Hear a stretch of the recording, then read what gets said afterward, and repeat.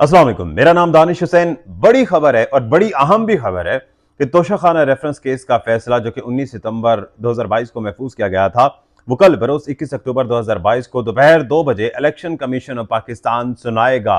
इस वीडियो में मैं आपको इस केस का पस मंजर भी बताऊंगा, क्या क्या हुआ, थोड़ा सा वो खुलासा भी बताऊंगा, लेकिन साथ साथ ये भी बताऊंगा कि आगे आने वाले वक्त में क्या होने वाला है। पहले मैं ये बता दूं कि आगे क्या होने वाला है या क्या एक्सपेक्टेड है। तो जरा ये बता रहे हैं कि कोशिश की जा रही है, बल्कि बड़े अरसे से कोशिश की जा रही थी कि किसी तरह से इमरान खान के गिर्द घेरा तंग किया जाए ताकि वो डायलॉग के लिए टेबल पर बैठे, ताकि वो डील करें, ताकि वो एनआरओ मांगे। और एनआरओ भी अब वो ये कह रहे हैं कि लंदन से दरअसल एनआरओ मांगे, यानी कि मियां नवाज शरीफ साहब जो हैं वो बराह रास्त इन चीज़ों को देखें। तो जरा बता रहे हैं कि इस तरह की कोशिश की जा रही है, लेकिन इमरान खान जो है वो कह रहे हैं किसी किस्म की मैं कोई डील नहीं करूंगा और कोई एनआरओ जो है वो नहीं मांगूंगा। अब यहां पर लॉन्ग मार्च की जो कॉल है, और दरअसल लॉन्ग मार्च के लिए रुकना यानी कि अभी तक डेट अनाउंस ना करना, वो भी इसी से लिंक्ड है कल के फैसले से। और कल के फैसले के बाद इस बात का तयन किया जाएगा कि क्या लॉन्ग मार्च होगा या नहीं होगा, अगर होगा तो किस तारीख को होगा।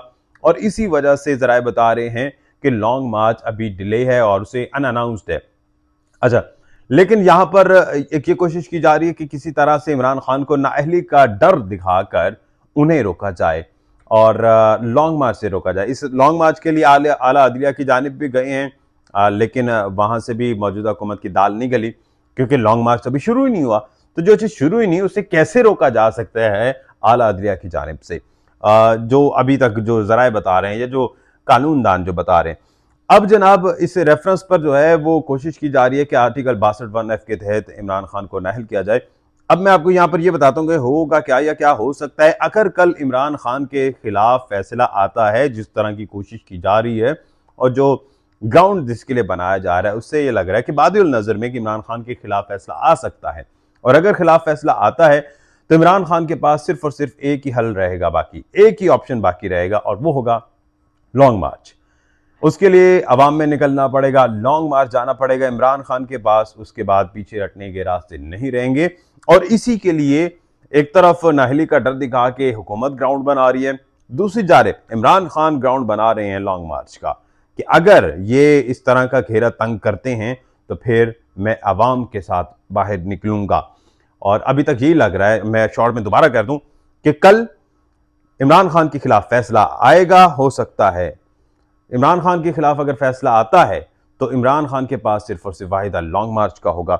अब मैं आता हूं इसकी थोड़ी सी माजी की तरफ, कि 19 सितंबर को जो फैसला महफूज हुआ था उससे पहले बात क्या हुई थी। तो स्पीकर कौमी असम्बली को कहा गया, दरखास्त दी गई पीडीएम के अरकान की जानिब से, और रेफरेंस दायर करने के लिए कहा गया इलेक्शन कमीशन ऑफ पाकिस्तान से, जिस पर ये इलेक्शन कमीशन ऑफ पाकिस्तान ने रेफरेंस दायर किया था स्पीकर कौमी असम्बली के कहने पर। हेयरिंग्स होती रही, सारी चीज़ें चेक की गई, और उसमें जो दरखास्त गुजार के जो वकील हैं उन्होंने ये कहा कि इमरान खान ने ये एडमिट किया है कि मैंने तहाइफ को बेचा है, लेकिन तारीख नहीं बताई और कीमत नहीं बताई। इस पर बैरिस्टर अली जफर जो इमरान खान के वकील हैं, उन्होंने कहा कि तारीख और कीमत बताना ज़रूरी नहीं है, और ये चीज़ सब जानते हैं और मानते हैं कि इमरान खान ने एडमिट किया है कि उन्होंने तहाइफ को बेचा है और वो रिकॉर्ड का हिस्सा है। हाँ, अलबत्ता सवाल ये पैदा होता है कि जिन पैसों से उन तहाइफ को खरीदा गया, क्या वो डिक्लेयर्ड हैं या नहीं। ये बहस अभी भी है और हो भी सकती है आने वाले वक्त में, क्योंकि इस पर जब बात आई तो ज्यूरिडिक्शन को चैलेंज किया गया इलेक्शन कमीशन ऑफ पाकिस्तान के, और कहा गया कि ये इलेक्शन कमीशन के दायरे इख्तियार में नहीं आता कि वो ये चेक करे कि ये पैसे जो हैं ये कहाँ से हैं। बहरहाल बैरिस्टर अली जफर ने यह भी कहा था कि 62(1)(f) के इत्तला के लिए अदालत की डिक्लेरेशन लाजमी है, मगर स्पीकर के पास कोई डिक्लेरेशन नहीं था।